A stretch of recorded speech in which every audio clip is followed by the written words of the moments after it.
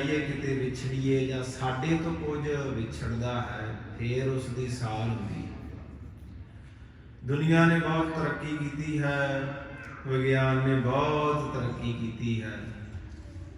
अज तो सदियां पहला गुरबाणी लिखी गई। एक बड़े अंदाजे मुताबिक 300 साल धन गुरु गोबिंद सिंह सच्चे पातशाह जी हो गए, ते 500 साल तो उपर धन गुरु नानक पातशाह, फिर उस तो पिछे बाणीकार भगत 200-300 साल पिछे कोई 500-600 साल का समा ते गुरबाणी लिखण का ही मनिया जाता है। उदों तो लेके अज तक साडे वेखदे आ टैक्नोलॉजी, साइंस, विज्ञान, काढां खोजां बहुत होइयां ते हो रही। समय दे नाल चलना चाहिए है, चंगियां काढां होंद विच आउणियां चाहिए, माड़ी गल नहीं है, पर उस दे नाल नाल बहुत कुछ ऐसा भी हुंदा जिस दे साइड इफेक्ट हुंदे हैं। बहुत कुछ ऐसा है, वातावरण किस कदर खराब हो रहा, ये भी नवीं खोजां दी ते काढां दी देन है। प्लास्टिक ही एक चीज़ कली प्लास्टिक ही लै लईए तो इन्नी ज़्यादा बनी तो बन रही है, उसनूं किवें किते खूंजे लाया जा सके। सो टैक्नोलॉजी है, काढां हन, विज्ञान हन, इन्हां ने जे सुख सहूलतां दित्तियां है सन ते ठीक है, काफ़ी हद तक ठीक है, सरीरक दित्तियां, पर सरीरक सुखां दे नाल नाल की होया भी आपां सोल हो गए, आलसी हो गए, हिलना जुलना बंद हो गया, मेहनत मशक्कत बंद हो गई।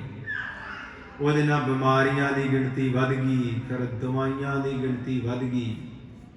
ਇਸ ਲਈ ਕੁੱਲ ਮਿਲਾ ਕੇ ਸਿੱਟਾ ਇਹ ਨਿਕਲਦਾ, ਔਰ ਹਰੇਕ ਮਨੁੱਖ ਦੇ ਗੱਲ ਇਹ ਸਮਝ ਆਉਂਦੀ ਹੈ ਕਿ मन की जिहड़ी शांति है, मन का जो सुकून है, मन की जो संतुष्टि है, वो इन्हां चीज़ों में नहीं है।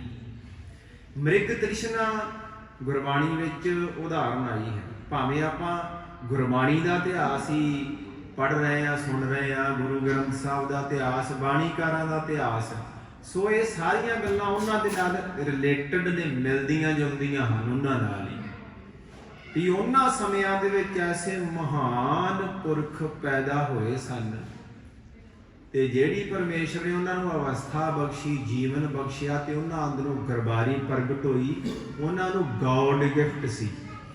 गॉड गिफ्ट तां कह रहे हैं भी सानूं ये लफ्ज दे नाल ही ये समझ आ सकदी है गल, पर है तो इस तो भी बहुत वड्डी चीज़ है। कवि बहुत होए ने, कवीशर बहुत होए ने, कवितावां बहुत उदों तो लेके हुण तक लिखियां जा रही, नित लिखियां जांदियां ने, पर ये एक रब्बी बहुत वड्डी महान बख्शिश। सो साइंस दीयां खोजां दे नाल उन्ना की चलना चाहिए है जिहदा साइड इफेक्ट ना होवे, लोड़ींदियां लोड़ींदियां। बाकी जिहड़ा ध्यान है वो सच दे वल देना चाहिए है, शुभ गुणा वल देना चाहिए है, ज्ञानवान बनना चाहिए। ज्ञान तो भाई नॉलेज की गल नहीं मैं इकल्ली करदा, नॉलेज भी दुनिया ते बहुत है, स्कूल पद्धर दी, कॉलेज दी, यूनीवर्सिटी दी, मीडिया दी, लोग नॉलेज भी लेंदे आ, हिस्टरी भी है, पर जेड़े ज्ञान की गल आपां करदे आ जां गुरबाणी विच रूहानी ज्ञान है, सच का ज्ञान है, अलौकिक ज्ञान।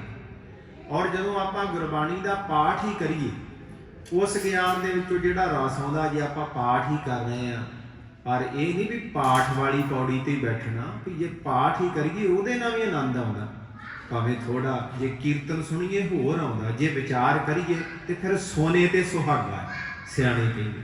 जे तिन्ने चीज़ां मिल रही सानूं मिल जाण, फिर जिंदगी सुर्ग है। ते गुरबाणी विच ना मृग तृष्णा की गल आउंदी, मृग तृष्णा ये जग बड़ी उदाहरण गुरबाणी विच वरती है। ठग नीरा, वो नीर जिहड़ा ठगदा, जिहड़े इलाके विच जिवें जंगल विच हिरन हुंदा, पर ऐसा जंगल जिवें राजस्थान के नेड़े होवे कि जदों जंगलों बाहर आउंदा तां दूर तक रेता रेता मारू थल बरेता भल हुंदी चमकदी है सूरज दे नाल। ਉਹਦੀ एक मिसाल ਆਪਾਂ ਅੱਜ ਦੇ बने रोड तो भी समझ आउंदी है। ਆਪਾਂ ਗੱਡੀ चलाइए गर्मी भी इत्थे पैंदी बहुत धुप लगी होवे और अगे रोड ऐसा चमकदा है कि इदां लगदा कि पानी आर पार हो रहा मींह पै के हटिया होएगा। पर जिवें जिवें साडा वहीकल गड्डी नेड़े जाती है पता लगता भी नहीं ये तो भरम है, ये भरम हुंदा है, भरम है, भुलेखा है, छलावा है। देखो अखां नूं दिस रही चीज़ है पर दिस रही भी है नहीं। वो तो मुनकर भी नहीं होया जा सकता, उन्होंने फड़िया भी नहीं जा सकता। कुछ ऐसी चीज़ है जिहड़ी दिसदी नहीं है पर है। साडा मन ही सानू नहीं दिसदा। माइंड मन फीलिंग गुण अवगुण जिन्ना चिर शरीर राही प्रगट नहीं होंदे सुरती बिरती नहीं दिसदी पर मुनकर नहीं होया जा सकता। ते हिरन जिहड़ा मृग तृष्णा वरतिया लफज बहुत सारे हिरन अज भी इदां हुंदा है। हिरन नूं जदों पानी की प्यास लगती है जे नेड़े तेड़े जंगल विच पानी नहीं जदों जंगल तो बाहर आउंदा ये बहुत सारे इलाके भारत विच तां दुनिया विच होर भी हैं। जिवें भारत विच राजस्थान ते रेता जदों चमकदी है तां चमकदी रेता वेख के वो दौड़दा भी उहनूं पानी लगदा। जिवें जिवें दौड़ी जाता वो चमक दूर होई जाती है, वो भज भज के दम तोड़ दिंदा। एक तो प्यासा एक थक टुट जाता पर उसनूं पानी नसीब नहीं होंदा। इदां साडी सारियां दी हालत है गुरु तो बिना सच तो बिना ज्ञान तो बिना धर्म तो बिना जे आपां चलीए तां हरेक बंदे नूं इंतज़ार रहिंदा, खुशी का इंतज़ार रहिंदा है, सुख का इंतज़ार रहिंदा। पर जिस सुख का वो इंतज़ार करता रहिंदा है, जिस खुशी का वो इंतज़ार करता रहिंदा वो घड़ियां आउंदियां नहीं। जिम्मेवारियां वधदियां जांदियां, चिंता फिक्र वधदी जांदे आ। जिवें भगत बाबा फरीद जी ने कहा कि जदों मनुख जवान हुंदा है उहनूं विआह की बड़ी खुशी हुंदी है, विआह का बड़ा चाह हुंदा है। तो ये जरूरी बहुत वड्डी जिम्मेवारी है। दुनियावी तौर पर तो बड़ी वड्डी खुशी है, दुनियावी खुशियां विचों वड्डी खुशी है, मननी नहीं चाहिए। पर फरीद जी कहते फरीदा जां कुआरी तां चाओ विवाही तां मां। थोड़ा चिर दा सुख आनंद हुंदा फिर सूई जिहड़ी है उहदा ग्राफ उत्थे आ जांदा। कहण तो भाव यह है कि जे बंदा सच नूं लैके चलेगा, गुरबाणी विचार नूं लैके चलेगा, धर्म नाल जुड़ के जीवेगा, माया भी तां ही सुख दिंदी है। गुरबाणी सानूं क्यों चाहिदी है, गुरद्वारा क्यों चाहिदा है, संगत क्यों चाहिदी है, लंगर संगत पंगत रौनक कीर्तन कथा विचार क्यों चाहिदी है। रूह का सुकून इत्थों मिलता। शरीर भावें जिन्ना मर्जी खुराकां खा के तरह तरह के अज खाने होंद विच आए ने, फास्ट फूड जो प्रोसैस हो के आउंदे जिहड़े हानिकारक भी घर विच बना लीए, शरीर रजदा नहीं है जां तृप्ति नहीं होंदी, शांति नहीं आउंदी। क्योंकि जिहड़ा मन है मन की खुराक ज्ञान, मन वस जिहड़ा आउंदा है जां टकाणे रहिंदा उहनूं खुराक ज्ञान चाहिदी होंदी। पर जिवें आपां शरीर नूं भी लोग माड़ी खुराक मिलावट वाली दे दिंदे आ ते शरीर बीमार हो जांदा। साडा मन नूं चाहिदी खुराक ज्ञान दी है पर वो मीडिए तो इधरों उधरों होर गल्लां बातां निंदा चुगली इदां दीयां गल्लां उहनूं क्योंकि कुछ ना कुछ चाहिदा वो गलत खुराक दे नाल बीमार हो जांदा। सगों होर उहदे अवगुण वध जांदे आ, बुराई वध जांदी आ, मैल वध जांदी। सो बंदे दे सुख का इंतज़ार बनिया रहिंदा। मिसाल के तौर पर भी चलो जे विदेश विच चले जाइए, 17-18 देशों दे विच गुरु साहब ने जाण का मौका बख्शिया। बहुत लोगों को 20 सालों के विच मिले आ। बड़े बड़े अमीर बंदे, वड्डे वड्डे घरां वाले, वड्डे वड्डे देश, किन्ने खुशहाल, जिन्हां च बड़ी शांति। यूरोप के 17-18 देश, 20 साल तो कई बार यात्रा की। साडे बहुत पुराने स्रोते भी इत्थे बैठे आ, न्यूजीलैंड भी गए, ਉੱਥੇ ਭਾਈ ਸੁਰਿੰਦਰ ਸਿੰਘ ਜੀ ਉਦੋਂ ਤੋਂ ਸਾਡੀ ਇਹ ਕਥਾ ਸੁਣਦੇ ਆ ਰਹੇ, ਇਹ 2004-5 ਦੀ ਗੱਲ ਹੈ। ਪਰ ਉਸ ਤੋਂ ਵੀ ਪਹਿਲਾਂ ਬਾਕੀ ਦੇਸ਼ਾਂ ਵਿੱਚ ਜਾਣ ਆਉਣ ਸੀ। ਸੋ ਕਹਿੰਦੇ ਹੁੰਦੇ ਹੱਡ ਬੀਤੀ ਸੁਣਾਈਏ ਕਿ ਜੱਗ ਬੀਤੀ, ਤੇ ਸਿਆਣਿਆਂ ਨੇ ਕਿਹਾ ਭਾਈ ਜੱਗ ਬੀਤੀ ਵਿੱਚ ਤੇ ਕੁਝ ਅੱਤ ਕਥਨੀ ਵੀ ਹੋ ਸਕਦੀ ਹੈ, ਹੱਡ ਬੀਤੀ ਸੁਣਾਓ, ਉਹਦੇ ਵਿੱਚ ਹਕੀਕਤ ਹੁੰਦੀ, ਕੁਝ ਨਾ ਕੁਝ ਸਿੱਖਣ ਨੂੰ ਮਿਲਦਾ। ਸੋ ਬਹੁਤ ਲੋਕ ਸਾਡੇ ਪ੍ਰਵਾਸ ਕਰਦੇ ਵਿਦੇਸ਼ਾਂ ਵਿੱਚ, ਕੋਈ ਦੁਨੀਆ ਦਾ ਦੇਸ਼ ਨਹੀਂ ਹੈ ਜਿੱਥੇ ਆਪਣੇ ਦੇਸ਼ ਦੇ ਲੋਕ ਨਹੀਂ। ਇੱਧਰਲੇ ਜਿਹੜੇ ਜੰਪਲ ਉਹ ਵੀ ਵੇਖ ਲਓ। ਸੋ ਕਿਤੇ ਨਾ ਕਿਤੇ ਕਮੀ ਆ ਜਿਹੜੀ ਮਨੁੱਖ ਨੂੰ ਲੱਭਦੀ ਨਹੀਂ, ਉਹ ਅਸੀਂ ਇੱਥੇ ਹੀ ਖੋਜ ਕੇ ਲੱਭ ਲੈਣੀ, ਉਹਦਾ ਪਤਾ ਕਰ ਲੈਣਾ। ਹਰੇਕ ਮਸਲੇ ਦਾ ਹੱਲ ਹੁੰਦਾ। ਇਸ ਨੂੰ ਹੀ ਗੁਰਬਾਣੀ ਨੇ ਕਿਹਾ ਹੈ, ਬੰਦੇ ਖੋਜ ਦਿਲ ਹਰ ਰੋਜ਼, ਨਾ ਫਿਰ ਪਰੇਸ਼ਾਨੀ ਮਾਹੀ। ਆਪਾਂ ਗੁਰੂ ਗ੍ਰੰਥ ਸਾਹਿਬ ਜੀ ਦਾ ਵੀ ਪ੍ਰਕਾਸ਼ ਦਿਹਾੜਾ ਮਨਾ ਰਹੇ ਹਾਂ, ਸਾਰਾ ਹਫ਼ਤਾ ਚੱਲ ਰਿਹਾ, ਤੇ ਗੁਰੂ ਅਰਜਨ ਪਾਤਸ਼ਾਹ ਜੀ ਦਾ ਵੀ ਅੱਜ ਗੁਰਗੱਦੀ ਪੁਰਬ ਹੈ। ਪਰ ਉਹਦਾ ਭਾਵ ਇਹੀ ਹੈ ਕਿ ਉਹਨਾਂ ਨੇ ਕੀਤਾ ਪ੍ਰਕਾਸ਼ ਹੀ। ਪ੍ਰਕਾਸ਼ ਸਾਡੇ ਮਨਾਂ ਵਿੱਚ ਹੋਣਾ ਚਾਹੀਦਾ। ਮਨਾਂ ਵਿੱਚ ਜਿਵੇਂ ਜਿਵੇਂ ਸੋਝੀ ਆਉਂਦੀ ਹੈ, ਸੱਚ ਦਾ ਗਿਆਨ ਆਉਂਦਾ ਹੈ, ਗੁਰਸਿੱਖੀ ਦੇ ਨੇੜੇ ਹੁੰਦੇ ਉਹਨਾਂ ਉਵੇਂ ਉਵੇਂ ਸਾਡੇ ਮਨ ਪ੍ਰਕਾਸ਼ ਹੁੰਦੇ ਆ, ਸੱਚਾ ਸੁੱਖ ਮਿਲਦਾ। ਸੋ ਪਹਿਲਾਂ ਜਿਵੇਂ ਇੱਦਾਂ ਦਾ ਇੰਤਜ਼ਾਰ ਹੁੰਦਾ, ਇਹ ਮਿਸਾਲ ਹੈ ਇੱਕ ਜ਼ਿੰਦਗੀ ਦੇ ਹਰੇਕ ਖੇਤਰਾਂ ਵਿੱਚ। ਇੱਦਾਂ ਆ, ਆਪਾਂ ਆਪੇ ਅਨੁਮਾਨ ਲਾ ਸਕਦੇ ਹਾਂ ਵੀ ਜੇ ਵਿਦੇਸ਼ ਚਲੇ ਜਾਵਾਂਗੇ ਤੇ ਬਹੁਤ ਖੁਸ਼ ਹੋ ਜਾਵਾਂਗੇ, ਔਰ ਜਦੋਂ ਪਹਿਲਾ ਵੀਜ਼ਾ ਲੱਗਦਾ ਉਦੋਂ ਖੁਸ਼ੀ ਵੀ ਬੜੀ ਹੁੰਦੀ। ਉਹ ਬਹੁਤ ਕੁਝ ਮਹੀਨੇ ਰਹਿੰਦੀ ਹੈ ਤੇ ਵਿਦੇਸ਼ ਵਿੱਚ ਆ ਕੇ ਫਿਰ ਮੱਠੀ ਪੈ ਜਾਂਦੀ। ਫਿਰ ਉਸ ਤੋਂ ਅਗਲੀ PR ਦੀ ਚਿੰਤਾ ਹੁੰਦੀ ਹੈ। ਫਿਰ ਜਿਸ ਦਿਨ ਉਹ ਮਿਲਦੀ ਹੈ ਬੜੀ ਖੁਸ਼ੀ ਹੁੰਦੀ, ਬੜੀ ਪ੍ਰਸੰਨਤਾ ਹੁੰਦੀ ਹੈ। ਲੰਗਰ ਵੀ ਕਰਾਏ ਜਾਂਦੇ ਆ, ਸ਼ੁਕਰਾਨਾ ਵੀ ਹੁੰਦਾ, ਮਨਾਉਣੀ ਚਾਹੀਦੀ ਹੈ, ਸ਼ੁਕਰਾਨਾ ਕਰਨਾ ਚਾਹੀਦਾ। ਉਹ ਇਹ ਚੀਜ਼ਾਂ ਨਹੀਂ ਮਾੜੀਆਂ, ਪੜਾ ਨਹੀਂ ਕਿ ਮਾੜੇ।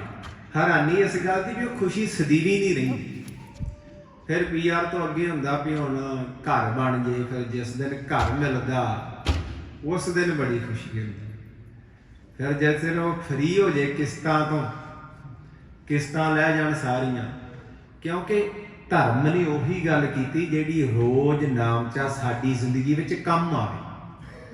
ਧਰਮ ਦੀਆਂ ਇੱਦਾਂ ਦੀਆਂ ਗੱਲਾਂ ਜ਼ਿਆਦਾ ਹੁੰਦੀਆਂ ਰਹੀਆਂ ਜਿਹੜੀਆਂ ਸਿਰ ਦੇ ਉੱਪਰੋਂ ਲੰਘ ਜਾਂਦੀਆਂ ਤੇ ਸਾਨੂੰ ਪਤਾ ਨਹੀਂ ਲੱਗਦਾ ਵੀ ਅਸੀਂ ਧਰਮ ਨੂੰ ਵਰਤਣਾ ਕਿੱਥੇ ਆ ਕੇ। ਧਰਮ ਜਿਹੜਾ ਸਾਡੀ ਵਰਤੋਂ ਵਾਸਤੇ, ਰੋਜ਼ਾਨਾ ਦੇ ਜੀਵਨ ਵਿੱਚ ਅਸੀਂ ਵਰਤਣਾ, ਸਵੇਰ ਤੋਂ ਲੈ ਕੇ ਸ਼ਾਮਾਂ ਤੱਕ। ਧਰਮ ਜੀਵਨ ਜਾਚ ਸਿਖਾਉਂਦਾ। ਜੀਵਨ ਜਾਚ ਦੇ ਹਲਕੇ ਅਰਥ ਨਹੀਂ ਲੈਣੇ, ਮਨ ਦੀ ਜਾਚ ਵੀ ਸਿਖਾਉਂਦਾ। ਇਹਦੇ ਵਿੱਚ ਮਨ ਦੀ ਸ਼ਾਂਤੀ ਵੀ ਆਉਂਦੀ ਹੈ, ਮਨ ਦਾ ਸਕੂਨ ਵੀ ਆਉਂਦਾ, ਸੰਤੁਸ਼ਟੀ ਵੀ ਆਉਂਦੀ। ਸੁਭਾਅ ਦੀ ਬੜੀ ਵੱਡੀ ਪ੍ਰੋਬਲਮ ਹੈ। ਫਿਰ ਜਿਵੇਂ ਕਿਸ਼ਤਾਂ ਤੋਂ ਫਰੀ ਹੋ ਕੇ ਫਿਰ ਮਨੁੱਖ ਕਹਿੰਦਾ ਵੀ ਹੁਣ ਬਿਜ਼ਨਸ ਇੱਕ ਹੈਗਾ ਹੋਰ ਖੋਲ੍ਹ ਲਈਏ, ਤੇ ਇੱਦਾਂ ਅੱਗੇ ਤੋਂ ਅੱਗੇ ਸਿਲਸਿਲਾ ਚੱਲਦਾ ਜਾਂਦਾ। ਕੋਈ ਵੀ ਖੁਸ਼ੀ ਆਉਂਦੀ ਆ ਥੋੜਾ ਚਿਰ ਰਹਿੰਦੀ ਆ, ਸਦੀਵੀ ਨਹੀਂ। ਪਰ ਜੇ ਬੰਦਾ ਜੁੜ ਜਾਵੇ ਸੱਚ ਦੇ ਨਾਲ, ਜੇ ਮਨੁੱਖ ਹੋ ਜਾਵੇ ਸੰਤੋਖੀ, ਤੇ ਇਹ ਤੇ ਨਾਲ ਚੱਲਦਾ ਹੀ ਰਹਿੰਦਾ ਨਾਲ ਨਾਲ। ਪਰ ਉਸ ਨੂੰ ਜਿਹੜੀ ਖੁਸ਼ੀ ਦਾ ਇੰਤਜ਼ਾਰ ਕਰਦਾ ਵੀ ਮੈਨੂੰ ਵੀਜ਼ੇ ਦੇ ਨਾਲ ਮਿਲਣੀ ਆ, PR ਦੇ ਨਾਲ ਮਿਲਣੀ ਆ, ਘਰ ਲੈ ਕੇ ਮਿਲਣੀ ਆ, ਫਿਰ ਕਿਸ਼ਤਾਂ ਫਰੀ ਕਰਕੇ ਮਿਲਣੀ ਆ, ਫਿਰ ਮੁੰਡੇ ਕੁੜੀਆਂ ਵਿਆਹ ਲਈਏ ਫਿਰ ਮਿਲਣੀ ਆ, ਫਿਰ ਪੋਤੇ ਪੋਤਰੀਆਂ ਵਾਲੇ ਦੋਤੇ ਦੋਤਰੀਆਂ ਵਾਲੇ ਹੋ ਜਾਈਏ, ਹੁਣ ਕਿਤੇ ਮੁੱਕਦੀ ਅੱਗੇ ਤੋਂ ਅੱਗੇ। ਤ੍ਰਿਸ਼ਨਾ ਵਿਰਲੇ ਹੀ ਕੀ ਬੁਝੀ ਹੈ, ਕੋਟ ਜੋਰੇ ਲਾਖ ਕਰੋੜੇ, ਮਨ ਨਾ ਹੋਰੇ ਪਰੇ ਪਰੇ ਹੀ ਕੋ ਲੁਝੀ। ਸਭ ਕੁਝ ਮਨੁੱਖ ਨੂੰ ਮਿਲ ਜਾਂਦਾ, ਪਰ ਇਹ ਫਿਰ ਵੀ ਸੁਖੀ ਤੇ ਸੰਤੁਸ਼ਟ ਨਹੀਂ ਹੁੰਦਾ। ਬਾਣੀ ਨੇ ਵਾਰ-ਵਾਰ ਇਹ ਗੱਲ ਕੀਤੀ ਆ ਵੀ ਇਹ ਸਮੱਸਿਆ ਹੈ ਮਨੁੱਖ ਦੀ, ਇਹਦਾ ਹੱਲ ਕੀਤਾ ਜਾ ਸਕਦਾ। ਸਹਿਸ ਖੱਟੇ ਲੱਖ ਕਾ ਉਠ ਧਾਵ ਹੈ। ਲੋੜ ਪੂਰੀ ਕਰਨ ਵਾਸਤੇ ਵੇਖੋ ਮਿਹਨਤ ਕਿੰਨੀ ਕਰੀਏ। ਅਸੀਂ ਮਹਾਂਪੁਰਸ਼ਾਂ ਕੋਲੇ ਪੜ੍ਹਦੇ ਸੀ ਵੀ ਵੇਖੋ ਜੀ ਕਿਰਤ ਕਰਨੀ ਵੀ ਜ਼ਰੂਰੀ ਹੈ, ਕਮਾਈ ਕਰਨੀ ਵੀ ਜ਼ਰੂਰੀ ਹੈ, ਮਾਇਆ ਚਾਹੀਦੀ ਹੈ, ਔਰ ਜਿੰਨਾ ਬੰਦਾ ਹਿੰਮਤ ਕਰ ਸਕਦਾ, ਉਦਮ ਕਰ ਸਕਦਾ, ਇਹ ਕਰੇ। ਵਿਹਲਾ ਮਨ ਸ਼ੈਤਾਨ ਦਾ ਘਰ। ਵੀ ਵੇਖੋ ਗੁਰਬਾਣੀ ਮਾਇਆ ਦੀ ਗੱਲ ਕਰਦੀ, ਮਾਇਆ ਕਹਿੰਦੀ ਕਿਹਨੂੰ? ਜਦੋਂ ਫਿਰ ਗੁਰਬਾਣੀ ਪੜ੍ਹਦੇ ਆ, ਕੱਲੀ ਗੁਰਬਾਣੀ ਨੋਟਾਂ ਨੂੰ ਤੇ ਕਰੰਸੀ ਨੂੰ ਨਹੀਂ ਮਾਇਆ ਕਹਿੰਦੀ। ਗੁਰਬਾਣੀ ਕਹਿੰਦੀ ਹੈ ਇਹ ਮਾਇਆ ਜਿਤ ਹਰ ਵਿਸਰੈ। ਮਾਇਆ ਨਾ ਹੋਣ ਦੀ ਚਿੰਤਾ ਵੀ ਜਿਹੜੀ ਉਹ ਵੀ ਮਾਇਆ ਹੀ ਹੈ। ਜਿਸ ਗ੍ਰਹਿ ਬਹੁਤ ਤਿਸੇ ਗ੍ਰਹਿ ਚਿੰਤਾ। ਵੀ ਟੈਕਸ ਦਾ ਬੜਾ ਵੱਡਾ ਮਸਲਾ ਵੀ ਇਹ ਬਚਾਈਏ ਕਿਵੇਂ। ਵੀ ਆਮਦਨ ਤੇ ਵਧਾ ਲਈ, ਆਮਦਨ ਵੱਧ ਗਈ ਆ, ਟੈਕਸ ਬਹੁਤ ਜਾਂਦਾ, ਵੀ ਇਹ ਵੀ ਬਚਾਉਣਾ।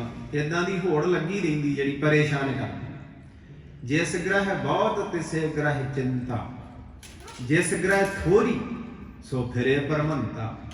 ਦੋਹੋਂ ਵਿਵਸਥਾ ਤੇਜੋ ਮੁਕਤਾ, ਸੋਈ ਸਹੇਲਾ ਭਾਲੀ।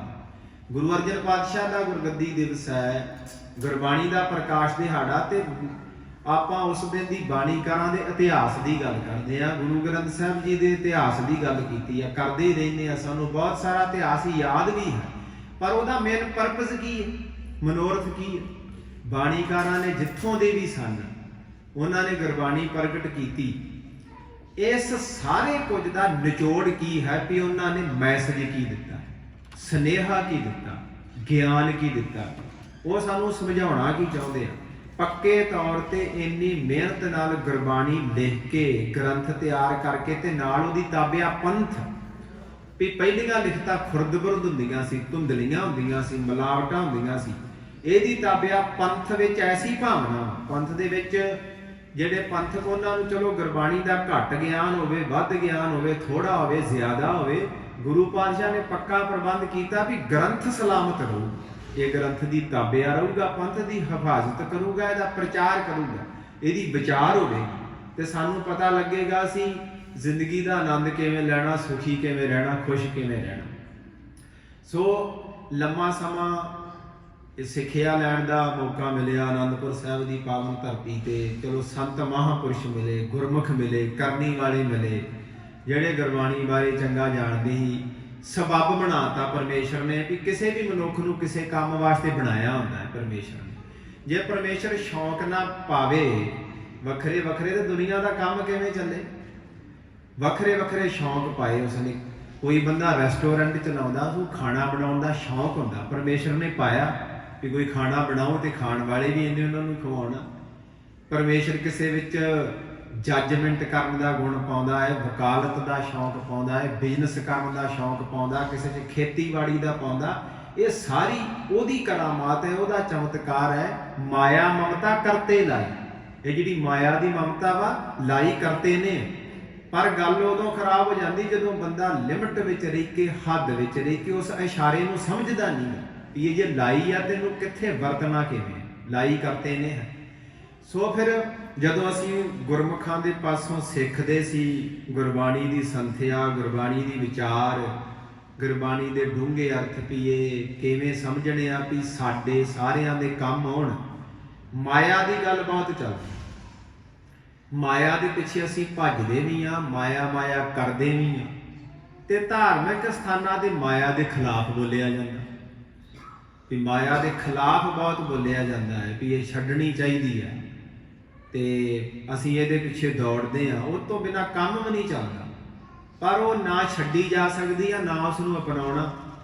ਗੱਲ 'ਚ ਜੁਗਤੀ ਦੀ ਆ ਵੀ ਉਹਦੇ ਦੰਦ ਖੱਟੇ ਕਰਕੇ ਰੱਖਣੇ, ਜਿਵੇਂ ਜੋਗੀ ਦੇ ਸਪੇਰਾ ਸੱਪ ਦੇ ਕਰਕੇ ਰੱਖਦੇ। ਤੇ ਮਹਾਂਪੁਰਸ਼ਾਂ ਨੂੰ ਪੁੱਛਿਆ ਵੀ ਭਾਈ ਜਿਹੜਾ ਮਾਇਆ ਦਾ ਸਿਲਸਿਲਾ, ਵੀ ਮਾਇਆ ਦੇ ਵਿੱਚ ਆਉਂਦਾ ਕੀ ਕੀ, ਤੇ ਉਹਨਾਂ ਸਮਝਾਇਆ ਕਿ ਸਤਿਗੁਰੂ ਜੀ ਕਹਿ ਰਹੇ ਹਨ, ਇਹ ਮਾਇਆ ਜਿਤ ਹਰ ਵਿਸਰੈ। ਹਰ ਵਿਸਰੇ ਤੋਂ ਭਾਵ ਹਰ ਜਿਹੜਾ ਦੂਰ ਨਹੀਂ ਹੈ, ਹਰੀ ਦੇ ਨਾਲ, ਸੱਚ ਦੇ ਨਾਲ, ਰੱਬ ਦੇ ਨਾਲ ਬਹਿਰੂਨੀ ਡਿਸਟੈਂਸ ਨਹੀਂ ਹੈ ਵੀ ਉਹ ਸਾਡੇ ਤੋਂ ਇੰਨੇ ਕਿਲੋਮੀਟਰ ਆ। ਗੁਰਦੁਆਰਾ ਸਾਡੇ ਤੋਂ ਕੁਝ ਕਿਲੋਮੀਟਰ ਦੂਰ ਹੋ ਸਕਦਾ। ਗੁਰਬਾਣੀ ਦਾ ਪ੍ਰਕਾਸ਼ ਚਲੋ ਹਰੇਕ ਦੇ ਘਰ ਵਿੱਚ ਹੀ ਆ, ਜੇ ਨਾ ਹੋਵੇ ਤੇ ਕੁਝ ਕਿਲੋਮੀਟਰ ਦੂਰ ਹੋ ਸਕਦਾ ਬਹਿਰੂਨੀ ਤੌਰ ਤੇ। ਪਰ ਜਿਹੜਾ ਸੱਚ ਹੈ, ਰੱਬ ਹੈ, ਗੁਰੂ ਹੈ, ਉਹਦਾ ਬਹਿਰੂਨੀ ਦੂਰੀ, ਬਾਹਰਲੀ ਡਿਸਟੈਂਸ ਨਹੀਂ ਹੈ। ਇੱਕ ਖਿੰਨ ਮਾਤਰ ਨਹੀਂ ਹੈਗਾ, ਸੂਈ ਜਿੰਨਾ ਵੀ ਨਹੀਂ ਹੈਗਾ। ਕਹਿ ਰਵਿਦਾਸ ਹਾਥ ਪੈ ਨੇਰ, ਸਹਿਜੇ ਹੋਏ ਸੋ ਹੋਈ, ਕਿਉਂਕਿ ਉਹ ਅੰਦਰ ਵਸਦਾ। ਜਿਹੜਾ ਸਾਡਾ ਮਨ ਹੈ, ਅੰਸ਼ੀ ਉਹਦੀ। ਕਹੋ ਕਬੀਰ ਰਾਮ ਕੀ ਅੰਸ਼, ਇਹ ਅੰਸ਼ੀ ਰਾਮ ਦੀ, ਰਾਮ ਹਿਰਦੇ ਵਿੱਚ ਵਸਦਾ। ਪਰ ਪੜਦਾ ਕਿੱਥੇ ਪਿਆ?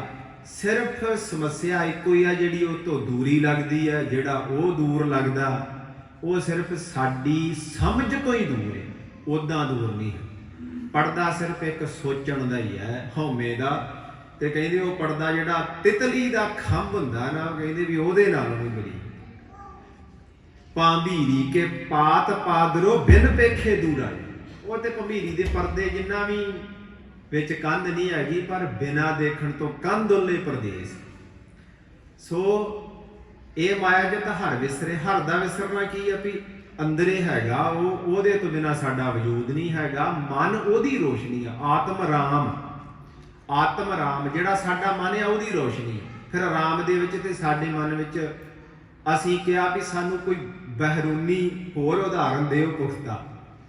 ਉਹ ਕਹਿਣ ਲੱਗੀ ਵੀ ਇੱਕ ਜਗਦੀ ਲਾਈਟ ਹੈ, ਜਗਦੀ ਹੋਈ ਲਾਈਟ ਸ਼ੀਸ਼ੇ ਦੇ ਅੰਦਰ ਜੋ ਹੈ ਉਹ ਰਾਮ ਹੈ, ਤੇ ਜਿਹੜੀ ਉਸ ਲਾਈਟ ਤੋਂ ਸਾਡੇ ਤੱਕ ਆ ਰਹੀ ਰੋਸ਼ਨੀ ਮਨ ਹੈ। ਇੰਨਾ ਹੀ ਫਰਕ ਹੈ, ਇਸ ਤੋਂ ਜ਼ਿਆਦਾ ਨਹੀਂ। ਸੂਰਜ ਰਾਮ ਹੈ ਤੇ ਕਿਰਨ ਉਹਦੀ ਸਾਡੀ ਆਤਮਾ ਹੈ। ਪਰ ਟੱਚ ਅੱਗੇ ਜਿਵੇਂ ਸੂਰਜ ਦੀ ਕਿਰਨ ਧਰਤੀ ਨੂੰ ਟੱਚ ਕਰਦੀ ਹੈ ਨਾ, ਤੇ ਉਹਦੇ ਵੱਲੋਂ ਬੇਮੁਖ ਹੋ ਜਾਂਦੀ ਆ। ਇਹਦਾ ਉਹ ਕਿਰਨ ਇਸ ਧਰਤੀ ਨੂੰ ਟੱਚ ਕਰਦੀ ਹੈ, ਸਰੀਰ ਨੂੰ। ਚੱਲ ਉਹਦੀ ਕਿਰਨ ਦੇ ਨਾਲ ਹੀ ਰਿਹਾ ਹੈ ਵੀ ਉਹ ਆਪ ਹੀ ਉਸ ਤੋਂ ਬਿਨਾਂ ਨਹੀਂ ਕੁਝ। ਸਿਰਫ ਜੋ ਕੁਝ ਵੀ ਅਸੀਂ ਆਪਣੇ ਆਪ ਨੂੰ ਸਮਝਦੇ ਹਾਂ ਉਹ ਸਿਰਫ ਸਮਝਣ ਵਿੱਚ ਹੀ ਸਮੱਸਿਆ ਹੈ। ਸਿਰਫ ਮੈਲ ਜੰਮੀ ਆ ਸਿਰਫ ਸੋਚਣ ਦੀ। ਸੋਚਣ ਅਸੀਂ ਪੁੱਛਿਆ ਵੀ ਮਨ ਦੀ ਵਿਆਖਿਆ ਸੌਖੇ ਵਿੱਚ ਕੀ ਹੈ, ਤੇ ਬੁੱਧ ਦੀ। ਤੇ ਮਹਾਂਪੁਰਖਾਂ ਨੇ ਕਿਹਾ, ਗਿਆਨਵਾਨ ਗੁਰਮੁਖਾਂ ਨੇ, ਕਿ ਸੋਚਣ ਸ਼ਕਤੀ ਮਨ ਹੈ ਤੇ ਸਮਝਣ ਸ਼ਕਤੀ ਬੁੱਧ। ਜੇ ਸਮਝ ਰਿਹਾ ਮਨੁੱਖ ਨੂੰ ਕੋਈ ਸਮਝ ਆ ਰਹੀ ਤੇ ਉਹ ਬੁੱਧ ਹੈ, ਉਹ ਵਿਵੇਕ ਹੋ ਜਾਏਗੀ।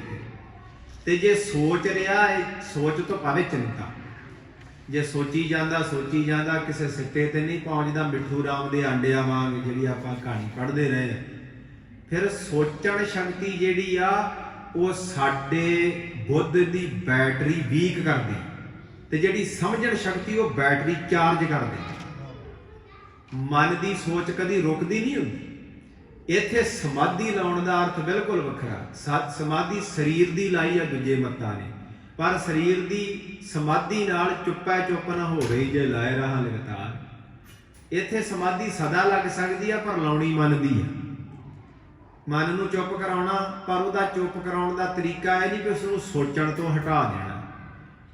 ਉਹ ਸੋਚਣੋਂ ਨਹੀਂ ਹਟ ਸਕਦਾ, ਉਹਦਾ ਸੁਭਾਅ ਆ ਹੋਣਾ ਚਾਹੀਦਾ, ਉਹਨੇ ਉੱਦਾਂ ਹੀ ਕਰਨਾ। ਉਹਦੀ ਦਿਸ਼ਾ ਬਦਲੀ ਜਾ ਸਕਦੀ ਵੀ ਸੋਚਣ ਤੋਂ ਸਮਝਣ ਲਾ ਲਓ। ਤੇ ਸਮਝਣਾ ਕੀ ਹੈ? ਇੰਨੀ ਵੱਡੀ ਗੁਰਬਾਣੀ ਲਿਖ ਦਿੱਤੀ ਆ, ਕੱਥ ਕਥਾ ਵੀ ਮੁੱਕਦੀ ਨਹੀਂ ਭਾਈ। ਜੇ ਮਨ ਨੂੰ ਤੁਸੀਂ ਉਸ ਪਾਸੇ ਲਾਉਣਾ ਨਹੀਂ, ਦਿਸ਼ਾ ਚੇਂਜ ਕਰਨੀ ਹੈ, ਗੁਰਬਾਣੀ ਵਿਚਾਰੋ, ਸ਼ਬਦ ਵਿਚਾਰੋ, ਸ਼ੁਭ ਗੁਣ ਅਖਤਿਆਰ ਕਰੋ, ਗੁਣ ਗ੍ਰਹਿਣ ਕਰੋ, ਚੰਗੇ ਕੰਮ ਕਰੋ, ਚੰਗੀ ਨੀਅਤ ਰੱਖੋ।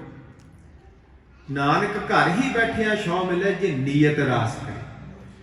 ਸੋ ਇੰਨਾ ਫਰਕ ਹੈ। ਹੁਣ ਮਾਇਆ ਸਾਨੂੰ ਕਿਵੇਂ ਸੁੱਖ ਦੇਵੇ? ਆਪਾਂ ਪੰਜਾਬ ਦੇ ਵਿੱਚ ਮੇਲੇ ਵੇਖੇ, ਅੱਜ ਵੀ ਬਹੁਤ ਵੱਡੇ ਵੱਡੇ ਮੇਲੇ